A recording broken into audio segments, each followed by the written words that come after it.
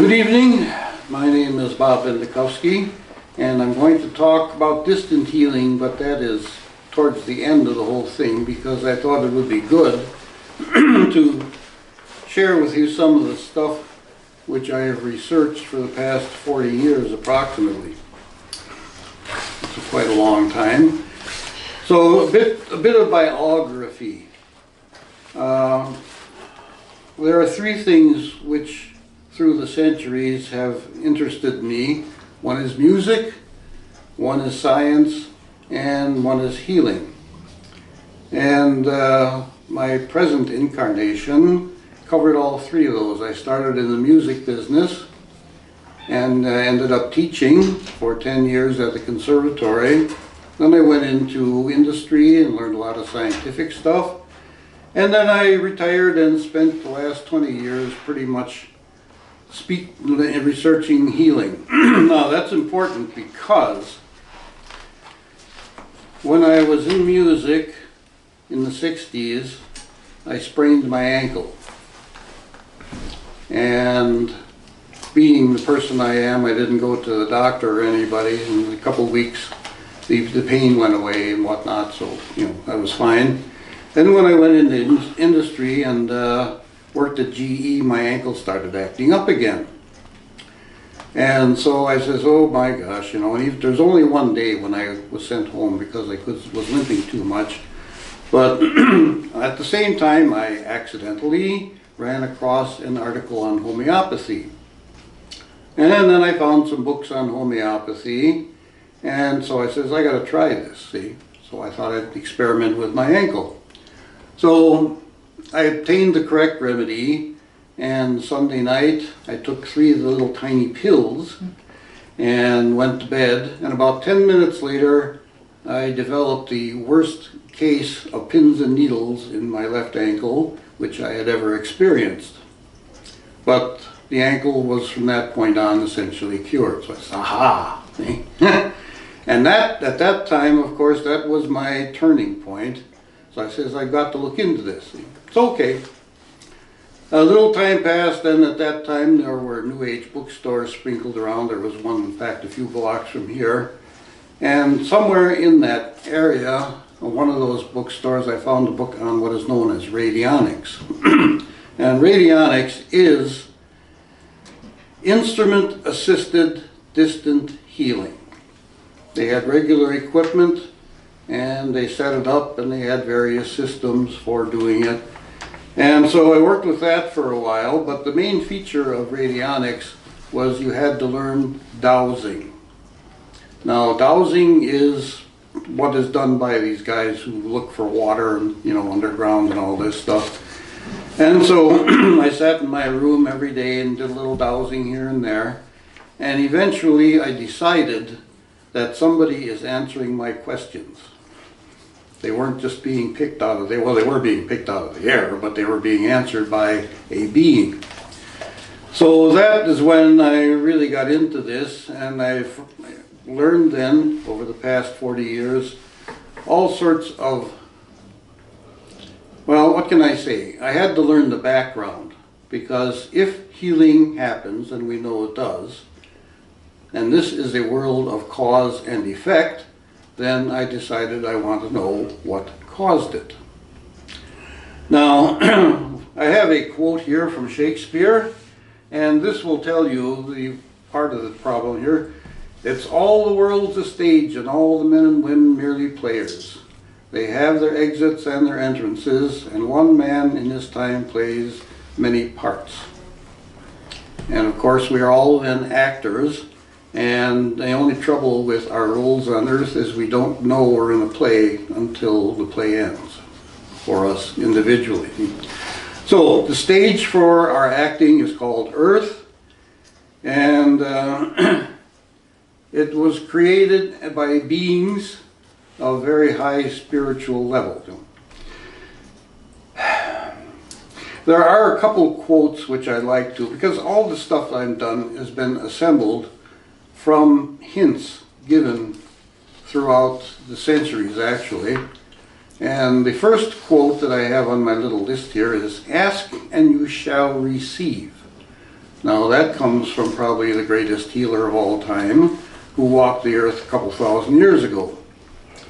And so, but the thing I learned with dowsing is you have to ask your questions, make your statements very clear. And we'll talk some more about that later. The second one, which applies to us here, is from Hermes. As above, so below. As below, so above. And the second half is also is sometimes forgotten, all right? And it's very important in what we're going to be working on tonight. And then the third one, miracles are not contrary to nature, but only contrary to what we know about nature. That's from St. Augustine. Now, the book which I have been writing for a number of years now, as you pretty much know, is a study in, like the subtitle is A Study in Angels, Rainbows, and Computers. This book could not have been written 100 years ago, 200 years ago, because the concepts of computers especially was pretty vague at that time. So we're on this stage called Earth, which was created and sustained by beings. I have here a handout, so why don't you just take these and pass them around. Thank you. And I will explain what's on this handout. There's 4 pages to it. The first one is going to be the introduction to my book, and you can read that at your leisure. You know, you don't have to read it now. But I would call your attention to the bottom paragraph. And looking at the way things are going today. So, Georges Vicultas, the noted homeopath, has postulated that when even simple diseases are not allowed to heal naturally, they can burrow deeper into the constitution and may eventually compromise the personality. He could be right.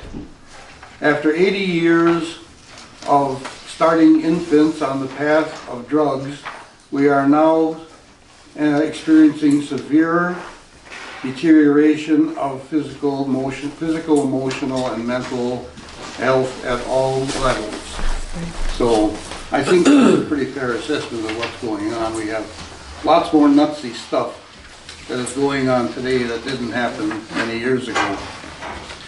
Okay, so I think everybody who is here, because they are here, would admit to the presence of a spiritual hierarchy. Okay, would you agree with that? There is a spiritual hierarchy, because things don't create themselves, and so as a result, we are in a, there are higher level beings. Okay, we'll admit to that. By the way, I must neither confirm nor deny much of the stuff here, because much of the things we are going to cover are on a dimension which is outside the range of our senses. Our senses are very limited because we're in a physical system, but a lot of this stuff just is not able to be perceived unless you're clairvoyant. Okay, our stage is called Earth, created and sustained by non-corporeal beings, let's call them that. Now that's the first level, which is easy to talk about, the angels. But now let's get into rainbows. And I say I've accumulated stuff, bits and pieces, from reading, and this next little thing I'm going to read for you, I don't really recall where I read it, but I thought, well, that's really interesting. I might need that in the future. And it was probably 20, 25 years ago when I read it. So there's a little story here. Inayat Khan tells a Hindu story of a fish who went to the queen and asked, I have always heard about the sea, but what is the sea? Where is it? The queen fish explained, You live, move, and have your being in the sea. The sea is within you and without you, and you are made of the sea, and you will end in sea. The sea surrounds you as your own being. Okay, any questions about that? No, okay. Now, the second page of the handout deals with solar component. Oh, wait, okay, hold it. We gotta skip back. The second page of the handout is the timeline for the creation of Earth. We can get back to that later. So the third page of the handout deals with the solar components. Okay? And I'm sure we're all familiar with rainbows, the second thing I wanted to talk about.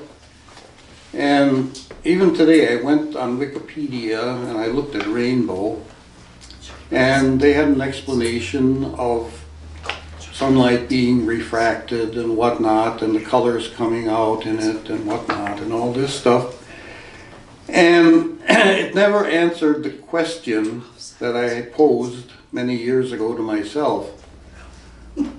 Why is there a rainbow? You know. So there's 7 colors in the rainbow that they have identified, but is all that's there? Do 7 colors add up to make white light? And I says, no, this is ridiculous.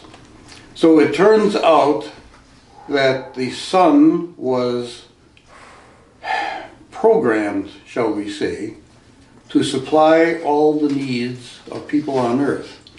Now, I think back in Egypt there was a genie, there was Akhenaten, who was the sun, what you call him? Okay. Pharaoh? Yes, the son Pharaoh, yeah. And I don't know if he realized this, and I don't know the people who are studying the sun today realize it, but if there's 7 layers, there must be something in the sun besides heat and light. You know, there's got to be something more there. What's the point of having 7 different layers of it? So through dowsing, which we will talk about also later, after many years I began to get very concise answers to my questions, and one of the answers I've got is what makes up sunlight, and that's the solar components listed on this sheet. There are 23 solar components to sunlight. And there are, of course, the obvious ones, which are the colors. Open that up. Yeah. So, and also there are 7 programs, and you will say, well, how did you know that? Well, I wasn't the first to identify programming in the sun. Patanjali, in his book, what does he call it, the aphorisms or something like that, that you study from, he identified 5 programs in the sunlight and applied them to the human vehicle. There are actually 7. There's another one for plants primarily and another one for animals primarily. But the programs are the instruction sets which are used to build, well, plants, animals, and human vehicles. They are sets of instructions like computer programs. Then there are the ethers. The early people identified the ethers, air, earth, fire, and water. And these are the components of sunlight which condense to form fluids and bone and tissue. And then finally there are 5 energies, which 3 of which have been identified previously: Chi, Vohat, and Kundalini. Most of you know about those. Klimi is another one, and diet is the one which comes into play when something dies and it's time to break it down. So anyway, the notes are here as to what all these things do, and so that forms our sea around us. And except for the rocks which were here when they decided to start working on Earth, except for those, the sunlight was programmed to like the fish in the sea, to sustain the fish and provide everything for him. Well, then you say to yourself, okay, but we eat. Yeah, well, the sunlight makes the stuff we eat too, the animals and plants.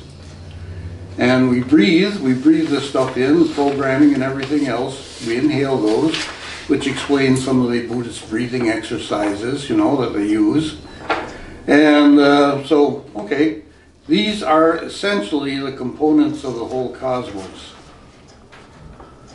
And if you went to another solar system and you took a prism with you and put a beam of light from the sun in the other solar systems, there would be no colors, there would be no rainbows on that planet. It would just be a ball of heat and light.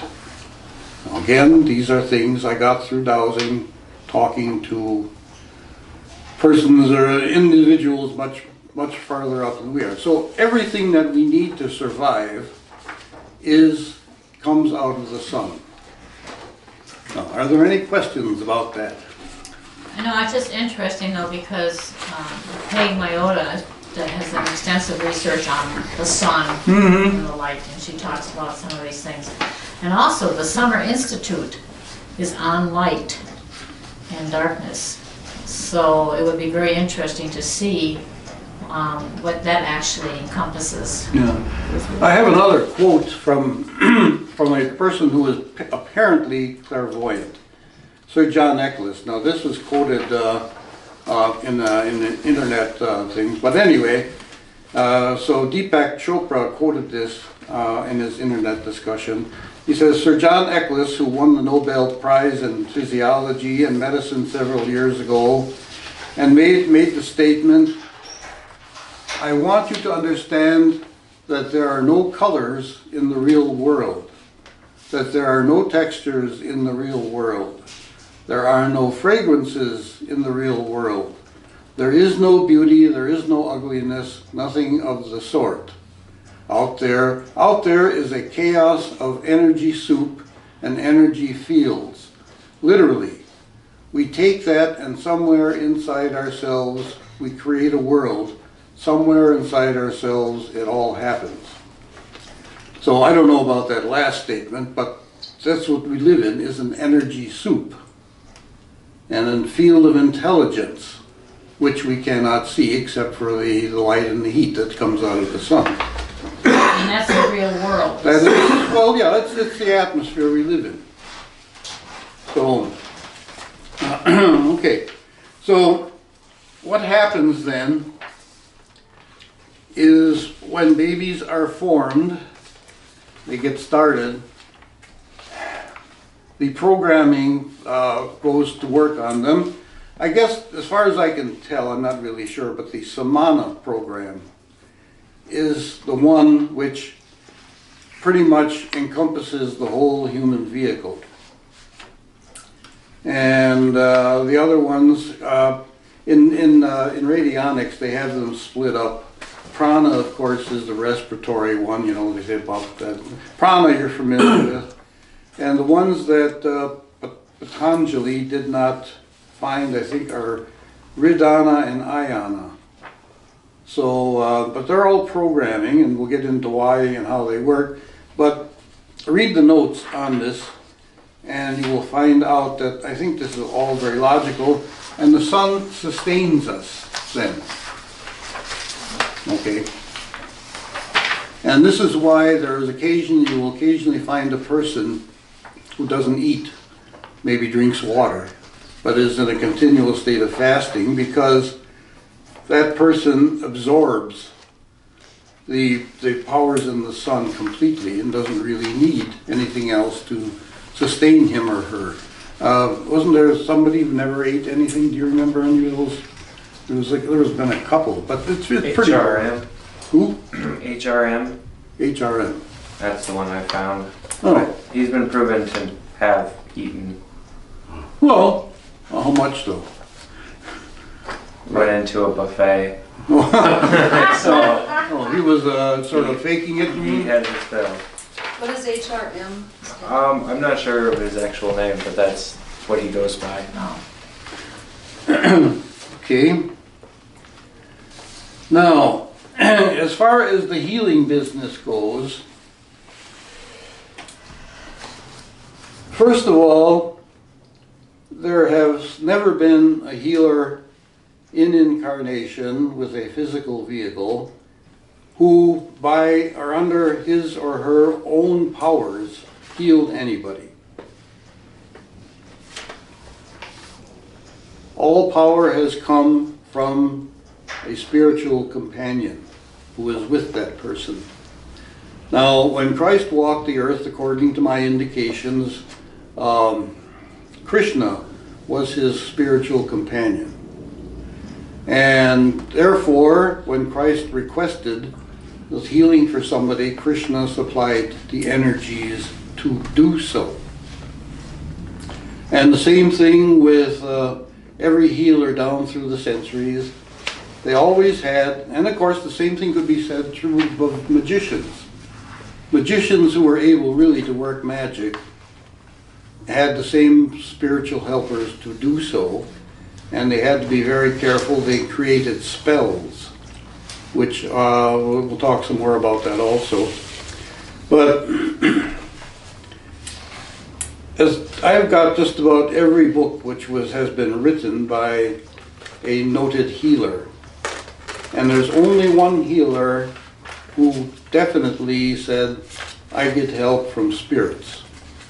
And that was Harry Edwards, who was in England for many years. He did his healing work there. And he limited himself to what he called two spirit doctors, who actually did the work. So he himself, because once you get into a flesh and blood vehicle, you lose very much of what you can do. So all magicians and all healers through the centuries have been channels of energy as opposed to energy providers. You get the difference? Okay. Now, the difficult thing is to understand the human vehicle. And this is where the computer stuff comes in. Let's see. Okay. And where we are nowadays, now that last section, the human entity, I have to give you a little background on the widget. The widget, we're going to manufacture a widget. And this will be the first widget to be manufactured.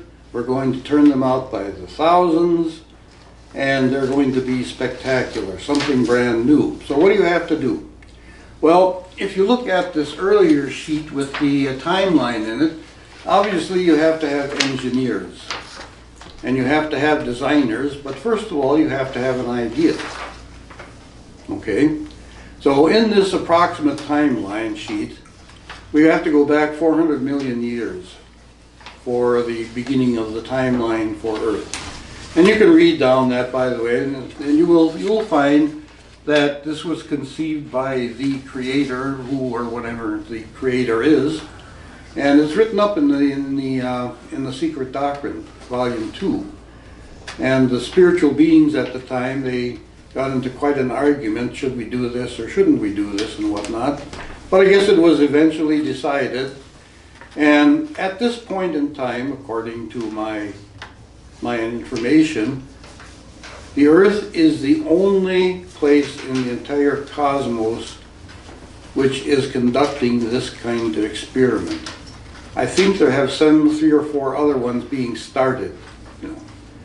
And someday we may reach the point that the science fiction people have done, traveling to other worlds and meeting people and whatnot. Of course, the thing is this: they had to find a basic form on Earth evolution in order to make it practical for the souls to really inhabit. Now, the science fiction writers have jumped ahead of us quite a bit, and you go to the Cardassians and all these, the Ferengi and all these, they're all out there, And of course, since they are on television, they have to be played by human actors. So, anyway, and I think this Earth experiment is the first time, and I think it's been decided that the humanoid structure is the way that they're going to go in other places in the cosmos. So, okay. So then you get your designers, and you have to have a place, you have to have a factory if you're going to make a widget. And so the factory they decided on was Earth. And so they adjusted the sun, and they even adjusted the other planets in the solar system to agree with the sun. And then they started their root races, and then they had their dinosaurs, and they found out they were getting a little bit too big, so they made adjustments for that. Then they called in engineers from other solar systems, other non-corporeal beings, and we all got together, and we are going through what is the 7 root races, or as what's his name called them, epochs, Steiner. He says there's 7 epochs, and we are now moving towards the 5th root race. And so at this point in time, we are in what might be called field trials. So if you're going to manufacture a piece of equipment, it may work fine in the factory, but then you send it out into the field, and the technicians out there say, well, hey, this doesn't work here like it did in the ideal conditions in the factory. See? So you get feedback, you make adjustments and whatnot. And so we are in field trials for the human beings. And the final human being will be perfected, let us say, in the 7th root race. So are you all clear as to what we're talking about here? Okay, so that means that there are defects in the current models which are out in the field which have to be corrected. Okay, now let's see. Okay, we covered that. All right, one thing I note here is distant healing and hands-on healing are identical, except in what you can do. You can do a little bit more hands-on healing, but distant healing you have to be careful with. Now, the human entity. This is where I will probably get some flack, but we'll find out. First of all, you will see at the top there under human entity, the superconscious or mentor.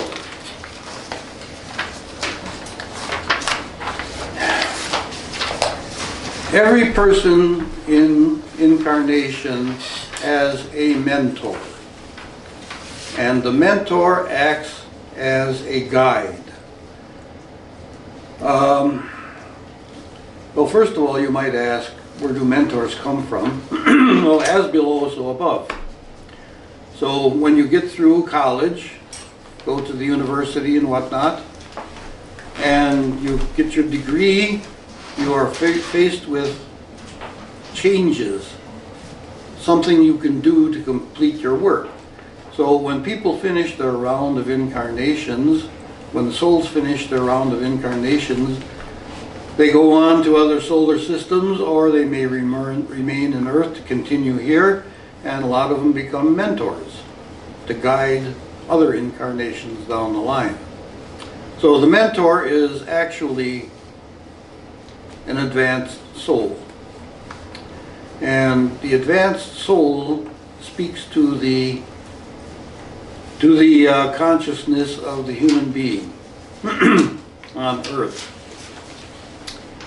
Now, there are some rules to this.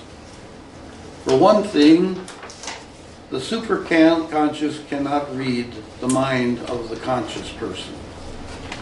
The mentor, the protege, is the one on Earth. The mentor is the one who exists non-corporeally. And he cannot read the mind of the protege unless the protege says, read my mind. Well, people walking around on Earth generally don't realize that they have a mentor. So the mentor is there to guide the person through the incarnation, but he does it intuitively. Now, if you read the books of Michael Newton, the Journey of Souls, Destiny of Souls, he deals with the time between lives. And between lives, when the person is going down, when the soul is coming down into earth for an incarnation, a life plan is decided. And it is the mentor's job to intuitively guide the protege through that life successfully. And in fact, it is the healer's main job to help those in incarnation to complete their life plan. It is not the main job of a healer to just make the vehicles better. It's his main job to help them through completing their incarnation. Now, most of the time, that is done by keeping the vehicle in repair. Now, for example, a guy just died, Stephen Hawking. Okay. Yeah, he died. A few days ago, last week or something. Monday or Tuesday. And, you know, this guy developed this disease, and they thought he wouldn't last for 6 months because he came on so strong, but here he is, how many years old? 70 or 76? 76. Yeah. So apparently, there were two things that were essential. First of all, he had to complete his life plan, and it was probably decided that it would best be done if he was sort of confined in some way. And so even though he was expected to die, he lasted many, many years longer to complete the life plan. So the question comes up about if we are destined to do certain things. In a sense, yes. In a sense, no. Because when you make up your life plan between lives, you agree to go through that life the way it is laid out. But once you get to Earth, of course, you suffer from amnesia. Because it wouldn't be any fun if you knew exactly what you were going to do. It's like playing poker. If you knew what everybody's cards were, well, there would be no point to the game. So the game of life is played with amnesia as to what you're supposed to do. And as a result, if you depart from that life plan significantly, there's a good chance the incarnation will be ended suddenly, if you really depart from it, or you will develop some kind of a hint, like getting sick, and saying to yourself, I got to recharge or do something. Something's going wrong. The fact that I hate my job, and my kids are a pain in the neck, and my wife treats me bad all the time. Something's going wrong. I got to change things. So there are hints that go, and these hints are done intuitively. You know, you talk about intuition, what they call a gut feeling. You know, when you meet somebody and say, this is a rotten person, I got to stay away. You know, it's a gut feeling. Well, that is your superconscious, your mentor, intuitively giving you a prod in the correct direction. And when dowsing, which is how I got most of my information, that is your mentor when you have reached a point, you know, where you may not realize there's a mentor, because a lot of dowsers still think the stuff's coming out of the air. But he is the one who is making your pendulum do its thing, or whatever kind of device you use. Or if you have people who are really intuitive, you know, they know what's going on. And they still not realize that information is coming from a mentor. Mentors can handle 3 or 4 people in incarnation at one time. And if any of you want to find out, well, you have 3 names that you have to know. First of all, the name of the vehicle, which is the flesh and blood thing that walks and talks. Okay. Then you have your own consciousness, which is called a protege here, and then you have your buddy on high, the superconscious or mentor. And so if any of you want to know the names of those people, like for example, my consciousness name is Lodipoa. Is what? Lodipoa. Lodipoa, that's my name. What language is that? It isn't a language. It is the best approximation that your mentor can come to you, can tell you as to what you're called. But I've been for thousands, strictly many thousands of years, I've been Lodipoa. And then, so we have the walk and talk, Bob, you have his consciousness, Dipoa, and you have your mentor's name. And if you know your mentor's name, then you can learn just about everything in the universe from him, her, or it, whatever you want to call him. So, because your mentor is on a level which connects with all the other mentors, and the mentors connect with the hierarchy, and we go up the scale from there. See? So, the situation is sort of like the play or movie Harvey. No, you're familiar with Harvey? Mm-hmm. Yeah, okay. Elwood P. Dowd was the guy on Earth, and he had a 6-foot invisible rabbit called Harvey, whom he talked to, and whatnot. Of course, everybody thought he was nuts, and that's what some people think about me. But he talked, he talked to Harvey, you know, and they went out for drinks together and all this stuff, and so, and they had a good time, and then of course that was his mentor. All right. Enough. Are any questions about the mentor situation? So is the mentor sort of like what we would refer to as the higher self? No, no. Spiritual guide. It's a spirit. It's like in college you go to counselors to get some advice. See, it's a more advanced soul. Right. So You could to consider. evolve in one's consciousness, we can't do that on our own. We have to have a mentor, is what you're saying. Well, you have it's a guide. That's all. He tries to keep you on track, and that's the extent of it. He tries to keep you on the track which you agreed to before coming in the incarnation. So it's possible that there could be some people who don't need a mentor. I suppose so. Yeah. In fact, I've had 4 or 5 of them over the last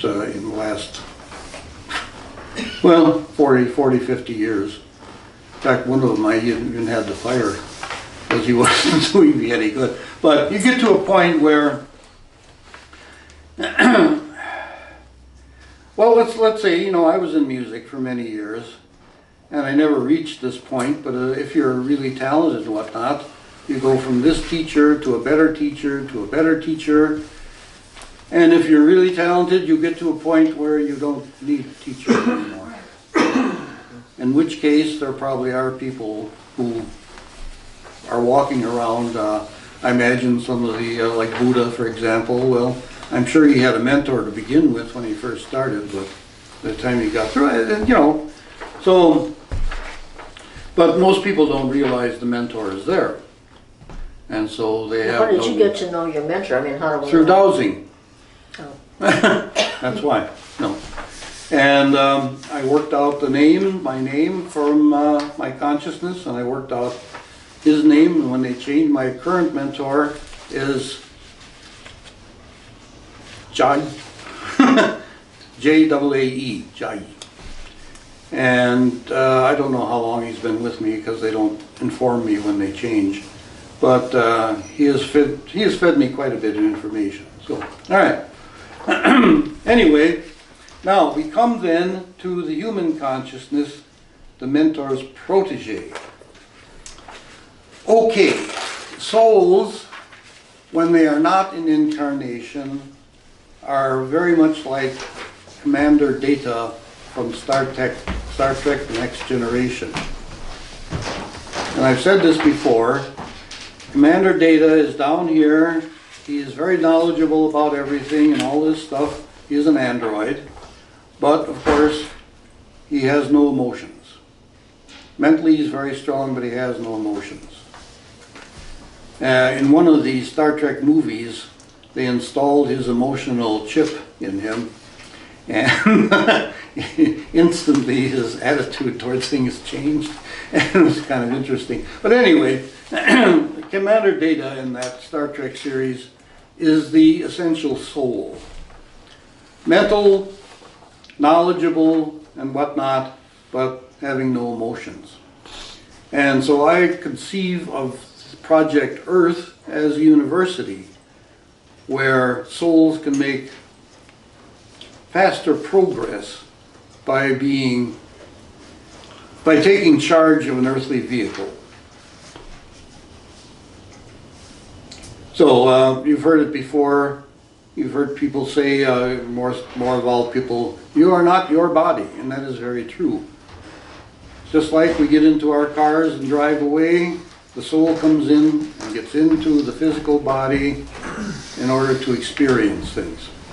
And the physical body is the part which is now, we're finding out things that has design faults, so to speak. All right? So, oh, by the way, the mentor's astral vehicle above that, I forgot to mention that, are the 4 levels which Theosophists know about, Atmic, Buddhic, mental, and astral. But the mentors go around the earth in a bubble of energies like that. And so these globes, which are sometimes caught on digital cameras, are mentors, higher level souls going around and checking things. So, okay, but the regular human soul who is in incarnation, the human consciousness has for his device the flesh and blood vehicle, the physical body. All right, now in order to heal the physical body, you have to know how it's constructed. And the body has 2 circuit boards. Now, is everybody familiar with a circuit board? You know what a circuit board is? Yes? No? Okay, well. Okay, there are 2 circuit boards somewhere located somewhere within the flesh and blood body. One is called the subconscious, and it has 4 sections. It's a memory board more than anything else. And it has a history which can hold about 5 incarnations, the information from 5 incarnations. The soul is where is stored your life plan and your karma, which needs to be worked out. The genetic is a record of all the various genetics that you've been equipped with as you go through. And this may be what reads out in the DNA when you send your material in. They do this DNA thing. Now there's about 3 companies who advertise, they'll tell you where you spent a lot of your life and whatnot and all, or where your life came from. I don't know if that has any connection to it. And then the core. Now I got the little dot at the end of the core because that's a mistake there. It said the core is where your complete current incarnation information is stored. Now, when that incarnation is over, that is stored in history, and since the history memory is limited, then they take one out. It's a first in, first out type of thing, and they take that and they store it in your book of life somewhere, wherever that is. So this is the operating memory section. And then below that we have the etheric circuit board. In the etheric circuit board, the chips plugged in are things for your physical body, which is your various systems and whatnot.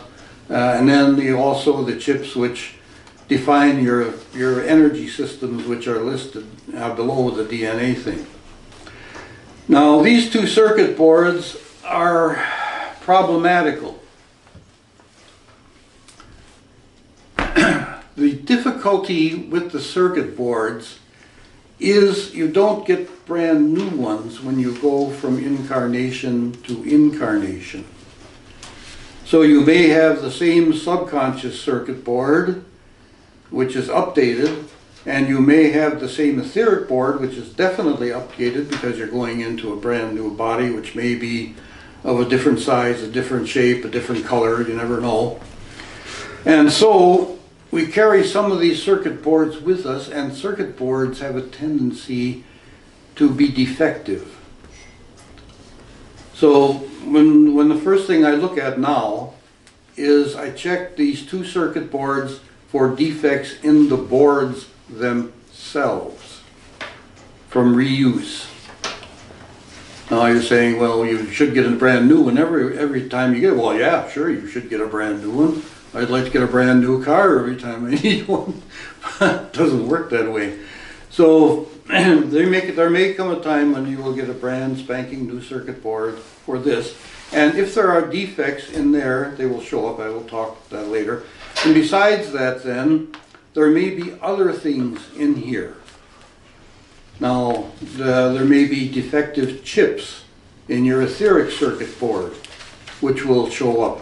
Because the next step is the DNA. Now, the DNA is the point where energies are converted into matter. That is the energy to matter conversion place. So, and to tell the truth, I have even repaired DNA which is faulty. Not the information that comes through the DNA, but the actual DNA mechanism. And all these things are in that solar board, which is here, in the programs. Okay? These are all programs, but once you get down into this lower frequency, things get old and they wear out. And so I have repaired the two circuit boards, and I have also repaired the material in the circuit boards. Now, for example, in the soul section of the subconscious circuit board, we have your karma and your life plan. Okay, so let's say you're scheduled to have 2 years of some kind of a disease to work out a karma problem from a previous life. So okay, you get sick and you go through your 2 years of disease, whatever it is, and your karmic debt is paid, okay? But the defect is that the karma is not automatically erased from that circuit board. It sits there. And so you can end up being sick for many more years from karma which you have paid out already.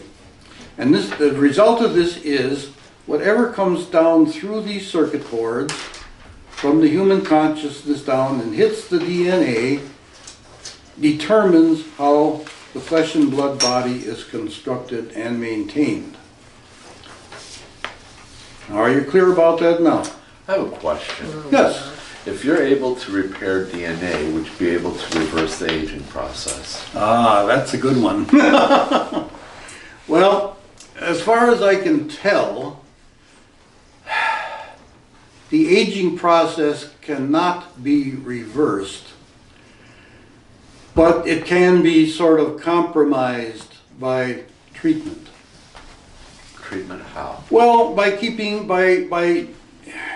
aging is well, okay. When you come into Earth, you come on with a life plan. And this life plan allows you so many Earth years before it runs out. And so, no matter how healthy you are, there will come a time when you get around to whatever the life plan ends, you know, or the allowance that's left to you. And you can maybe extend it a couple of years and whatnot, and you can keep yourself in good shape by repairing all these things that go wrong due to aging. But essentially, you will never actually be able to reverse aging to make yourself younger again. All you can do is keep things in the best shape possible. Now, does that answer your question? Sort of. No. The answer is no. But cheer up, because once you die, you find that according to Sylvia Brown and other sources, when you live in between lives, you're always 30 years old. Even if you die when you're 10, you are 30 years old, which is considered the optimum. Okay, but basically DNA does not judge. So if junk comes in to the DNA, junk comes out in the physical body.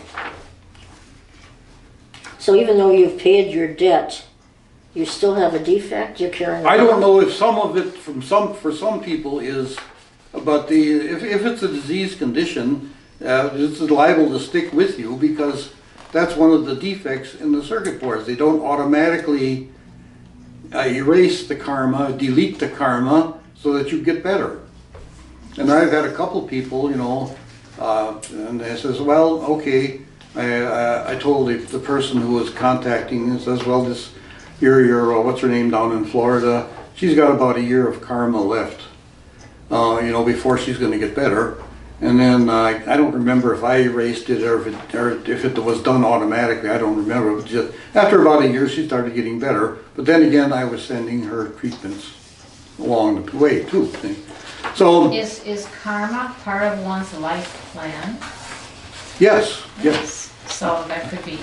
that's well, yeah. You have debts to pay for but it's not really a debt. It's a learning. It's a special class, you know. Right, it's part of the life. Yeah, it's a learning. The whole thing on Earth is a learning process.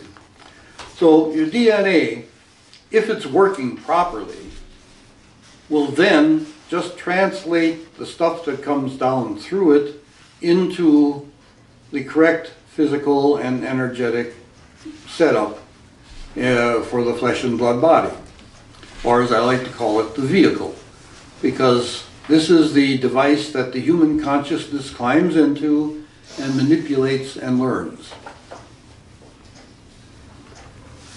Now, any questions about that? Well, that's pretty deep. Yeah, so, I know I've got there's 3 little letters, DNA, but you just said a whole lot more than that. So. well, there's DNA in every cell. Well, we haven't gotten to the distant healing though, have we? Well, yet? essentially, well, okay, let's proceed ahead then. Okay, we can get to the distant healing. All right.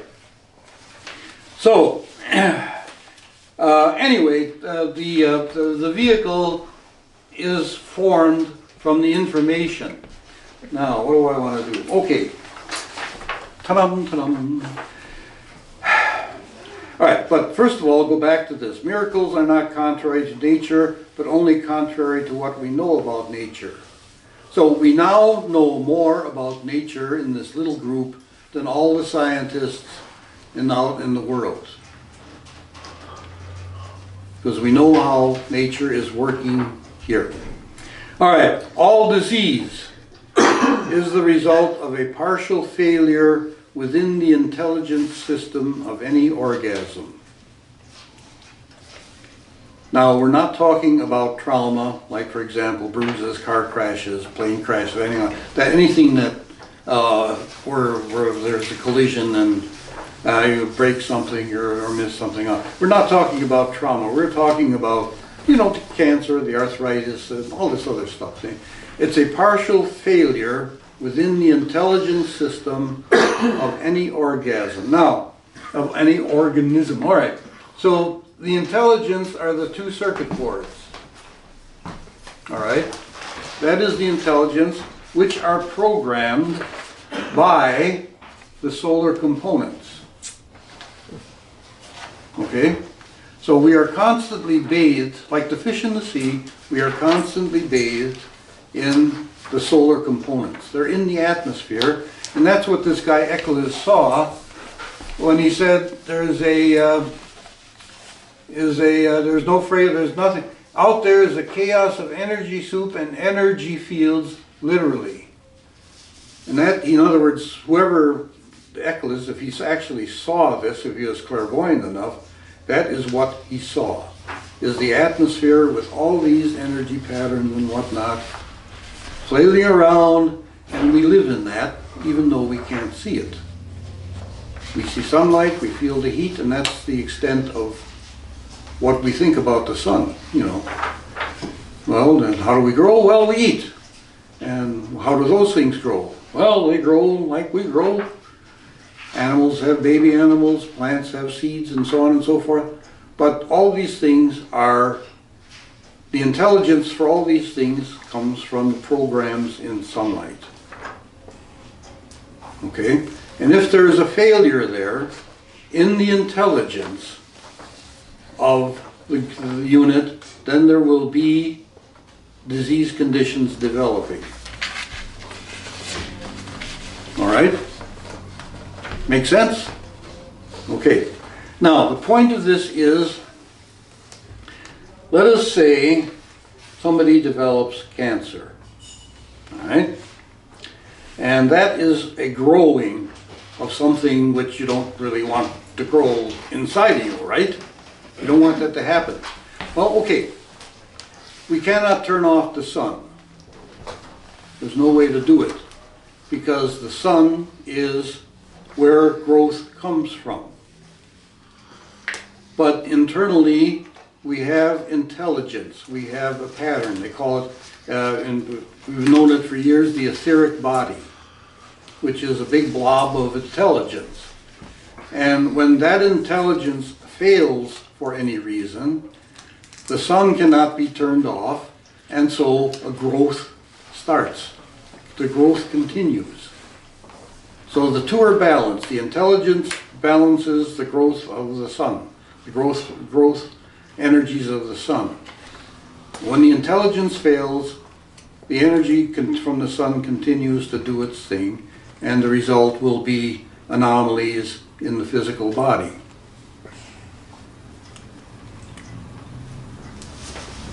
One thing I like about this, it's also logical. So far, it's pretty logical. So what is your question?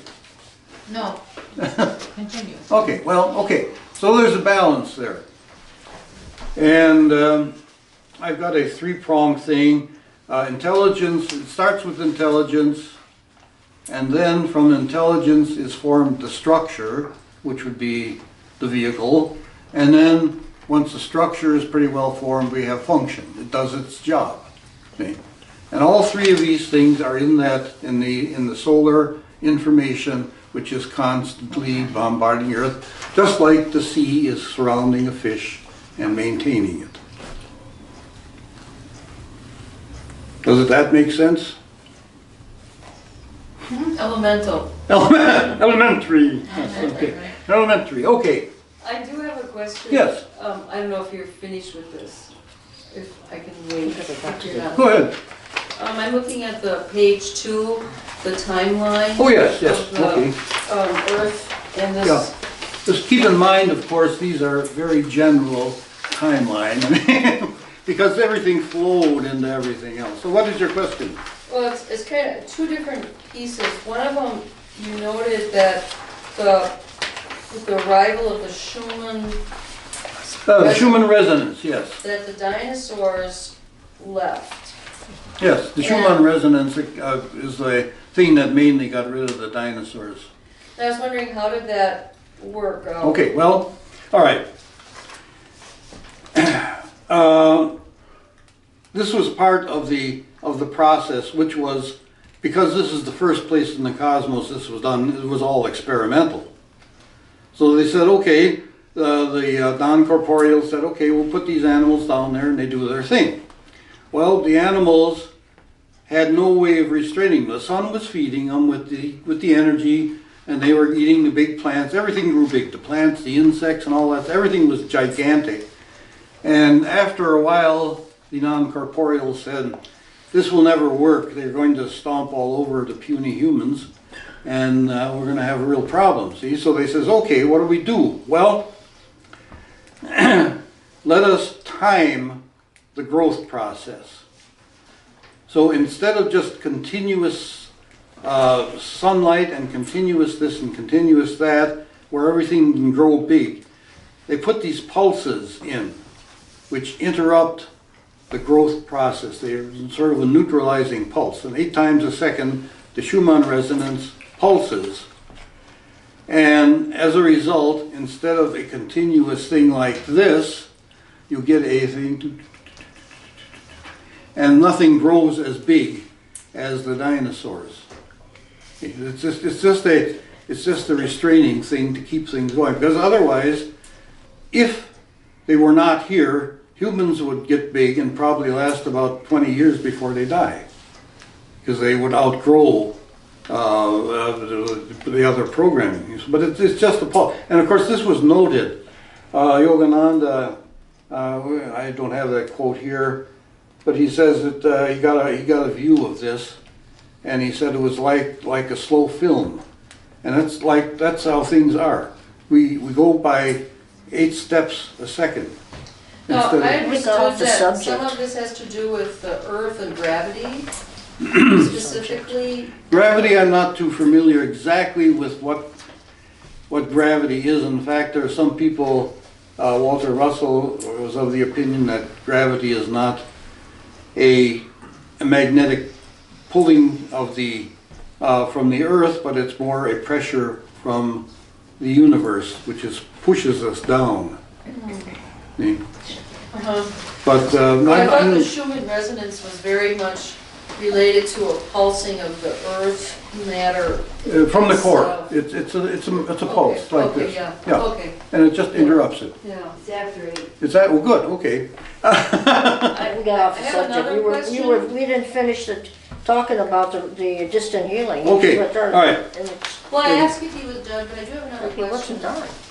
If it Well- was related to this, while we're on this page, 12,500 years ago, which was about when there was a shift in the ice age and there was that giant Go, cataclysm. keep it. Keep it. But now you have tilting of the earth results in changing its seasons, but like, wasn't the earth tilted like long before 12,000 years ago? No. How do you get that? Because Well, there's been a book written about it called Cataclysm, and in fact, I gave a talk on it a number of years ago. And this particular thing, the thing was that the non-corporeals, after working with this for so long, they said, well, it's always too hot at the equator and always too cold at the poles. So they corrected this by a planet exploded and whatnot, and a big chunk of it came near the Earth, and it caused the Earth to tilt. And that started the seasons and made more of the Earth available for life. That's the impression, that's the information that I've got, it's the way I understand it. because some of the timing, like even of the Hindu timing, they're where the precession of the equinoxes is based on the tilting. Well, maybe that's wrong, I don't know. You know, But the Cataclysm is a book, it's called Cataclysm. right. And if you get a copy of it, you can read all about it. The fact that this did happen, maybe that is not absolutely accurate because this information leaves something to be desired. Sure, but did you do the distance healing? No, we're going to work on that now. But it's very, distant healing is real good. Anybody, you want to stick around for it? Okay, I guess. Hurry up. Okay. That's why I came from. Yeah, whip out. Okay. Okay. Distant healing and hands-on healing are essentially the same thing. And basically, what you do is you have to make contact with your mentor. And to do that, you have to do what meditators have been doing for thousands of years. They slow their brainwave frequency down to about 3 hertz. Now, the Silva mind control thing, he started us out saying 10 hertz is a good way to operate with brainwave. Keeps your brain calm and all this stuff, you don't get so excited. But if you go down more towards sleep, see, you will get to a point where you are actually contacting a higher thing. Electromagnetic, the lower the brain wave, the lower the electromagnetic pulse, like 60 hertz, the longer is the wavelength. And the same thing happens in a different scale, of course. When your brain wave frequency goes down, you get calmer and whatnot, and more focused, and you reach a point where your thought can go as far as the sun, 93 million miles. It's a different scale, but that's basically the idea. Because all of the mentors and that are housed in the sun. That's their home. And that's when you go into the light, you know, you're going into the sun. Not, of course, the heat and whatnot that's on the outside at 2,000 degrees Kelvin or whatever it is. But you're going into a higher dimensional sun, which is apparently a wonderful place. But I don't remember. It's been 80 years since I've been there. So, so anyway, in hands-on healing, the healer is there and he channels energy to the person who is in the same room with him. In distant healing, he's doing the same thing. He gets to the brainwave frequency, he makes his request, and channels the energy distantly. It's exactly the same thing, but you cannot do the same thing in hands-on healing. In distant healing, you must have lots of little healings. Because, for example, if you've ever seen the healers, there was one gal who worked out of a church. A couple guys would bring up a patient and she'd touch him in the forehead and he would, you know, fall back. Well, you wouldn't want that to happen to somebody who's driving on the freeway. So you have to have bursts of energy which would not upset them in particular.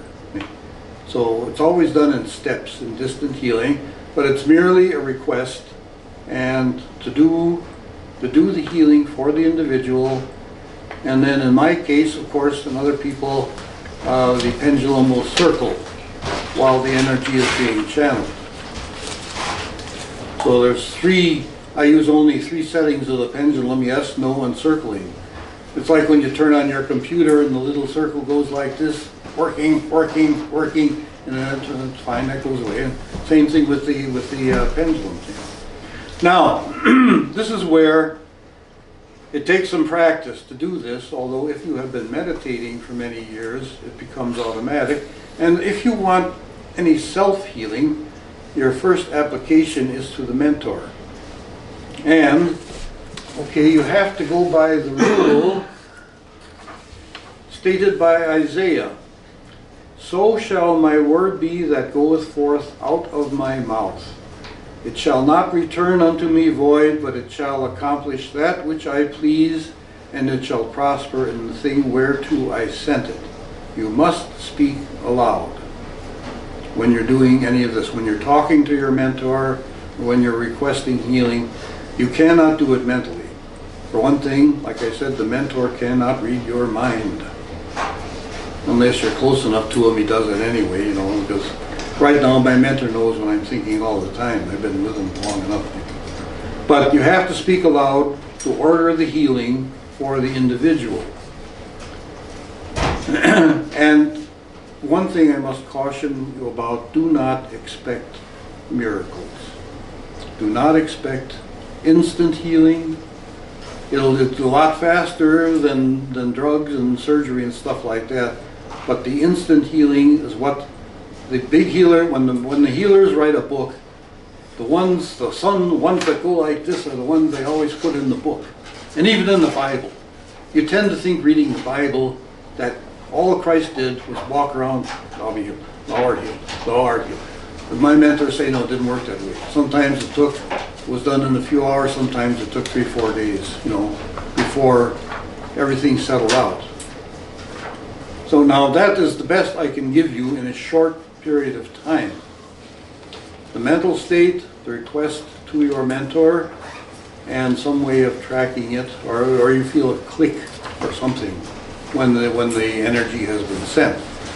Now there's a lot of training that goes into this, but that's basically the idea. But see, now the thing is, when you get to the point you can make up prescriptions. And the closest thing I have to making prescriptions is what they call traditional Chinese medicine, where you go to the Chinese doctor and he looks at you, you know, whatnot, and he hands you a prescription, and you go to the pharmacy and you get a box full of mineral, plant, and animal stuff that you're supposed to take to balance out your constitution. So I've been writing prescriptions, or I've been forging them for a while with the help of my mentor, out of the solar components. Because very often distant healing, or any kind of healing, is a rebalancing of the solar components within the vehicle. And one note, this guy down in Las Vegas who shot all the people, you know, from the thing, he said, I got to look at his system once, and there were no colors in that person. Absolutely no colors. It was devoid of color, and that the colors are mental and emotional type things.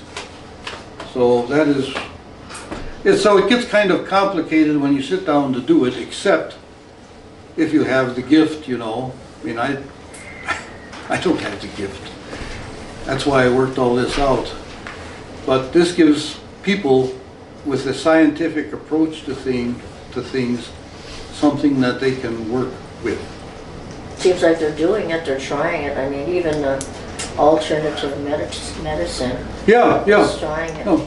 I mean, the alternate, the only trouble is the, well, like I see in that little introductory sheet, the Silent Spring, the book that was written that got rid of or tried to get rid of the synthetic fertilizers and all that stuff. Rachel Carson's, yes. They got that started on plants and animals, on plants and whatnot, but they forgot about the human beings. So they're still loading you with drugs from day one, and upsetting the functions, and the dreaded childhood diseases, measles, mumps, and all that good stuff. They are written into the programs that come to us from the sun. They're part of the training of the vehicle. And so what we've been doing for 80 years is interrupting the training of the vehicle by vaccinations, and we're now experiencing the results of this, which is allergies to peanut butter. How many people, well, it doesn't make any difference to you. When I was young, I never heard of allergies to peanut butter. My wife used to have one, and she doesn't anymore. Mm-hmm. That's great. She doesn't anymore? No. Well, you can Just go go wrong. naturally? Did it go away? Well, I'm practicing hypnosis. Okay. So it's And that something help? we've worked on. Basically, she forgot that she was allergic to peanuts. Oh my gosh. That's my opinion of it. Mm-hmm. I've also heard that changing locations of where you live. One of the friends from Chicago area had an allergy to avocado, Okay. and she moved to California, and then she came back, and it was gone. It's true though, because I lived in Texas and I was so sick so long with allergies so bad. I'd lose my voice. I would get so deathly ill. I left Texas, came back to Milwaukee where I was born, no allergies. Went to Florida, no allergies. So, Well, okay, now you have to remember that the healing is coming always from the sun. We live in it. We swim in it. So we're constantly being bombarded. And, well, that's what they used to do in the ancient times. They'd take a sick person, put them on the side of the hill in the sunlight. Have you done sun gazing? No, I haven't done sun You haven't gazing. tried it yet? No. It's quite an experience. I recommend it. You need to look at the sun directly? Either at dusk or dawn, Oh. and you start at 10-second increments, and that's how HRM teaches. You start with 10 seconds, 20 seconds, and it goes on for about 9 months, depending on where you live and how available it is. Either right as the sun comes up or right as it goes down, and you're not getting the direct sun rays because of the curvature of the earth. Mm-hmm, yeah. So it's a lot safer that way. Yeah. So how long do you do it, like for a half hour? You want it 10-second increments, and you can work up to whatever you're comfortable with. With his program, it's 45 minutes. I've definitely never gone that far. The farthest I've gone is about 10 or 15 minutes, and that was more than enough. I actually had issues with too much energy and having to dissipate it and find a way to do that. Just walking on the earth and stuff like that, activities, running, and but it definitely activates the pineal gland and you'll end up with more energy you know what to do with. Wow. Swami Rama, who actually came to America in the 70s, was described doing a sun-gazing process in India where he sat and watched the sun for the entire 12-hour Right. day. And he may have had an incremental on-off, like you're describing, but that was a very profound journey. And I've never heard of anyone doing it all day, but he discussed doing it for several, period of weeks over. Right, and he worked up to that. That's Yeah. I would not even imagine. Mhm. Quite the experience. Well, I think we better call it quits, people, so, Thank you. Thank you. Thank you. Thank They'll you very speak much. again. Thank you. well, Ari will get a copy of my book. Okay. What do you mean, ha ha ha? It's gonna happen. The problem is, with my book, is that I wanted to make it a training manual, so that people would read it, understand the background, and then be able to start practicing doing this, and eventually, if they're, so it'd be like learning a musical instrument. You have